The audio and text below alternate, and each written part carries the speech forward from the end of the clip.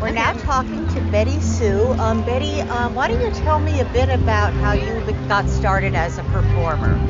Yeah, I grew up outside of Houston, Texas, in a very musical family. I was the third out of four girls. My mother and grandmother and all my sisters played musical instruments and sang, and so it was always just something I did. But it wasn't until I was in my late 20s and I was in grad school and married and, just like working a day job. And this woman who was a mentor to me took me out to coffee one day and said, everybody in your life knows that you want to do music except for you. And she was kind of one of those people who would, she was proactive about mentoring people. So she kind of pushed on me and she was like, so what are you going to do about it? And I was shocked, and I went home feeling like, God, that was really presumptuous of her and rude. And I just kind of decided I was not going to pay any attention to that. And I put it out of mind, or tried to put it out of mind. And my now ex-husband, very sweet guy, and just like the least pushy person, he noticed after a couple of days that something was up with me, and he said, what's going on? And I told him, well, she said this thing, and I thought his reaction was going to be, God, that's so rude of her, and I'm so sorry that you had a weird lunch like that. Instead, he said, I think she's right. And he goes, I think that's what you really want. And so then I knew I had to think about it. And so, luckily living in Austin already, there were music venues I already loved going to. There were songwriters I loved following, and so I just started to try to write and started to go to more stuff with the intention of doing it, and it was really scary, but I've been really lucky. Living in Austin, do you find it easy to find people who are willing to show you the ropes and give advice? Oh yeah. I mean, Austin has such a community of musicians who really are not out to get each other or eat each other's lunch. I mean, we really are. Here's I remember a bunch of years ago when people independent artists were first starting to get their music into movies and ads and stuff. And it was no longer seen as selling out, it was seen as one of the only ways to get a decent paycheck. And I would hear about friends of mine in New York or LA who would get some kind of memo or get a thing, get a lead on something, and they were really protective of it.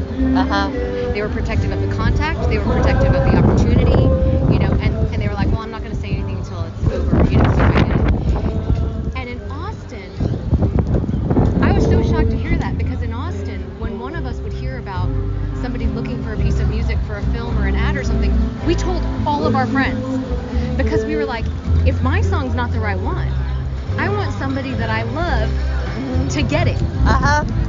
And I don't think most people in Austin that I'm friends with anyway think, well, the only way I'm going to get this opportunity is if I have no competition. We tend to think, you know what, whether they have 100 submissions or 5 submissions, if I'm not right, I'm not right. And I want the other 95 submissions to be people I love. And so I think that, and I'm not saying that everybody in New York or LA or Nashville is cutthroat, but I think there is such an expectation in Austin not to be that. There's almost a peer pressure to be community minded, and I think it benefits all of us.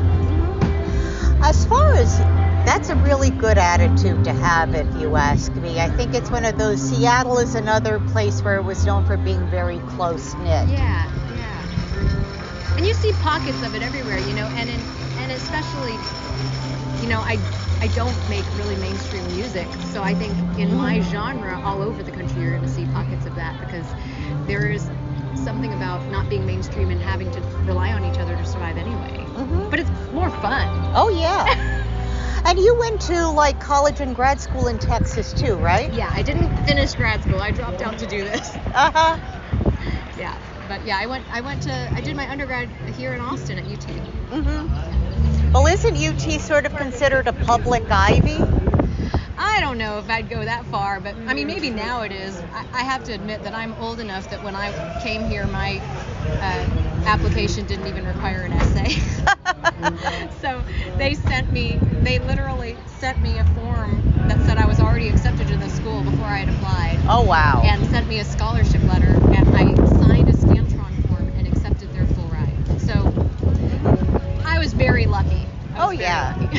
Sounds like it. Yeah.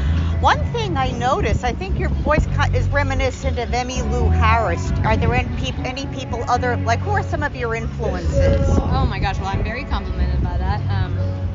Somebody has told me that before, but I can't hear it. But I think, to be honest, I think whether it's singing or stylistic stuff or your writing, I think the last person to know who's influenced is the writer or the performer. Because if you're not trying to imitate people, you don't hear what is imitative. Stuff that we do. I guarantee 99.9% of what I do is imitative in some way, but I'm not conscious of it, or else I would feel grossed out doing it. It's just, we've all been absorbing all this stuff our whole lives. So I kind of depend on everyone else to say what they compare it to. One thing I've noticed, with Beyonce branching out into country music, it seems as though people are now becoming open to the idea of people, I don't know how to say this, people of color playing Americana and country music, but you've been doing just that for years. Do you think it's a good sign that people are? I think it is, because, I think the roots of any real American genre music is influenced by African diaspora in the States, and so every single American music culture owes something to every culture that has come here, and a giant percentage of the first non-indigenous settlers here were brought here by force, and were making music. So I think it's overdue for people to acknowledge that Black people belong in country and Americana music if they want to be in it, and I look forward to the day that I get treated that way too, because I so far I will say that the same stuff that you see trolling, people trolling online and saying about Beyonce or whoever, I've definitely faced that my whole time to making this music, and I still do, and I'll say, I wish I could remember his name, but early on in my playing out, I was at a small festival, and we were doing Songwriters in the Round, and it was myself and I think 2 or possibly 3 other songwriters, and there was an MC for the event who was part of the festival, who asked a question that I still get asked all the time, which is, BettySoo, how did you as a Korean American get into folk and country music? Which always I just find a dumbfounding question, and I was so grateful that the young man next to me said what I always say, but it took root better because he said it, because he's just this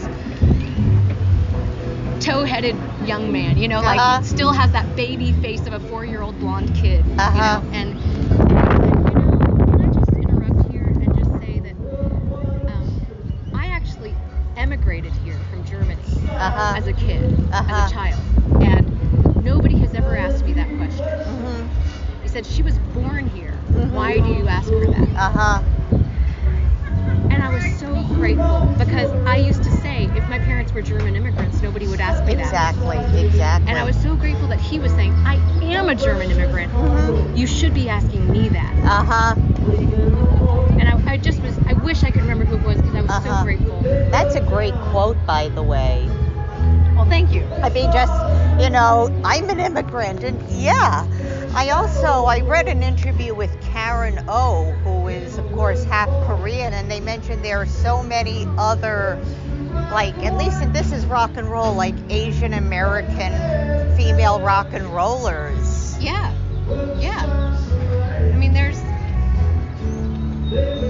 There are a lot of people making art of every kind, It is a great thing. It is a great thing. It is great. And I'm very grateful to be seeing people my age, but so many people younger than me, getting really involved in, musical theater and in performing in rock bands and country bands and everything else, and becoming actors. It's so much more visible now, because I do think that, when I was a kid, it was like Connie Chung. That was one of the only people Mhm. that you saw. What does Americana? What was it that really appealed to you specifically? You know, I can't say that I chose it really. It was Uh-huh. just that when I started writing songs, Mhm. that's what I naturally wrote. Uh-huh. You know, and it probably is because I grew up in Spring, Texas, and almost all my friends listen to country music, and I listened to country music growing up, and then I was really into like the Great American Songbook in high school and college, and after, I mean, whoever stops loving that stuff once you fall in love with it. And I think the combination of those, you know, plus just hearing pop and rock on the radio when you're growing up in the 80s or 90s, like, I think those naturally marry together into a kind of Americana sound. So I think I didn't set out to play Americana. It just It's happened. just what I did, you know. Like, if I started to make up a song, that's how it came out. Uh-huh. Okay. Well,